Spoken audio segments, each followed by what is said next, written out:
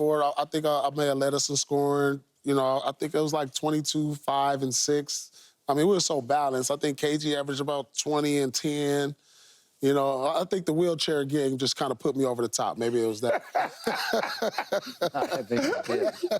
Good point. You know, people never gonna forget that game. You know, Because it was a lie, is what it was. What the damn wrong with the you? wheelchair gang put me over the top. But yeah, I'm with Paul though, Skip.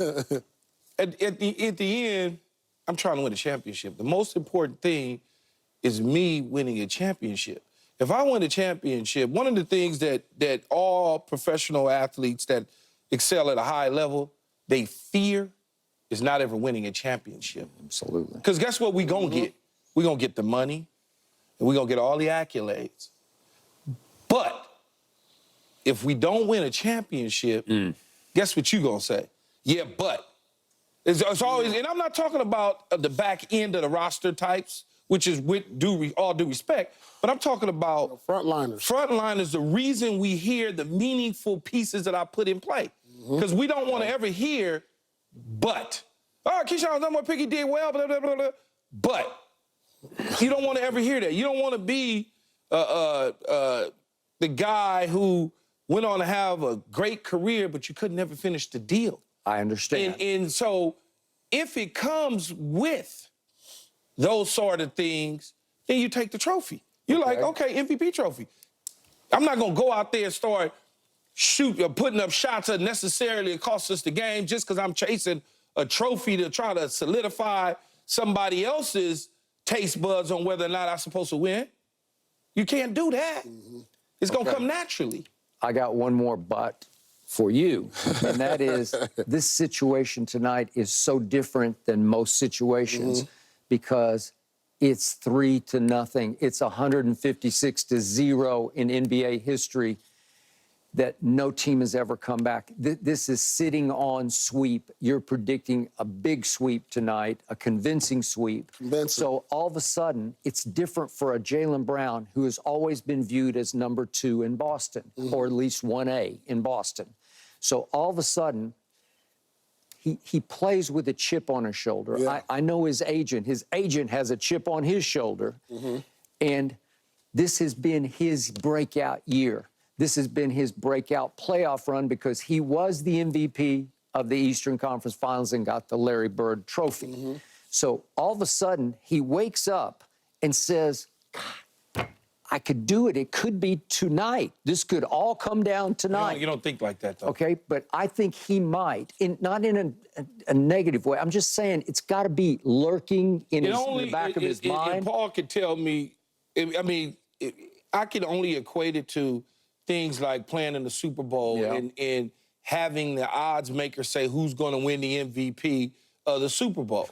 Well, wasn't the guy who won the MVP in your Super Bowl? No, it wasn't. But you see those sort of things as a player. I can't think of his name. Help me out.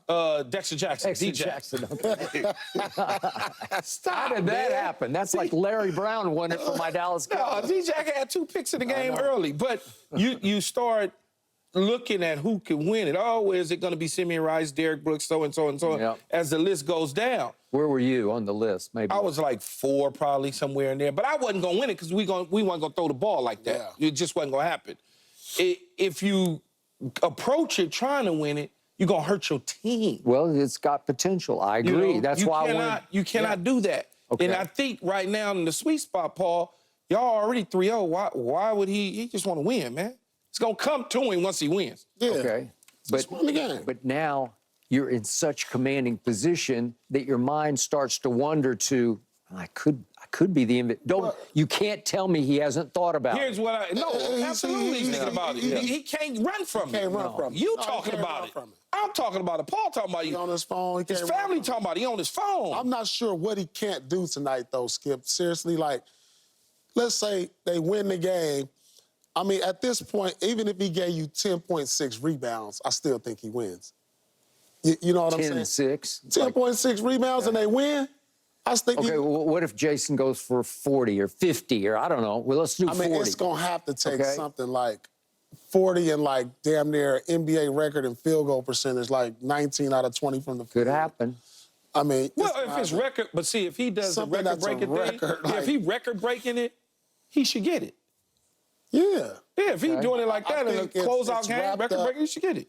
It's in the plastic. It's in the foil. All whatever you Jaylen Brown got to do is what he's been doing. want. Just play and Play win. basketball, keep doing what you're doing. It's probably Yeah, going to be they just his. win the game. Is probably most likely his. Okay, just for the record, here's Jaylen Brown's stats through the 3 games. He's 24, 6, and 6. He's leading the- he's leading the that's team in pretty good. scoring. Just do that. works. Do that. 53% from the field, that works. Do that. That works.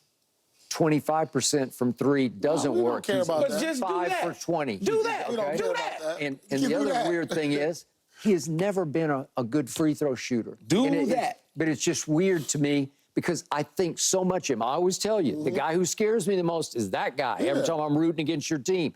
And then before the show, I'm looking at his free throws and I'm thinking, God, he's just not much of a free throw shooter, but he never has been. He's always been a 70% free throw shooter, and he's right at 70% for these 3 That's good games. enough. And the only Okay. guy that could That's take good it enough. from him outside of Tatum would Yeah. be Drew. If Drew Holiday did what he did in game 2. Well, you had him game after 4. 2 games. Yeah. But if he do in 4 what he did in 2, it's his. It would have to take something like somebody going for 30 and hit the game winner at the buzzer, like something like that.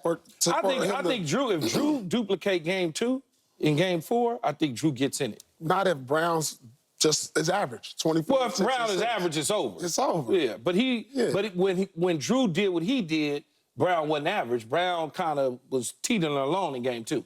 I mean, I think this would be huge for Brown, truthfully, and I It think would be. You know It why? would And I be think huge. Yeah. Tatum would love for him to get it. Do you really You know, I believe really that? genuinely think that Wow.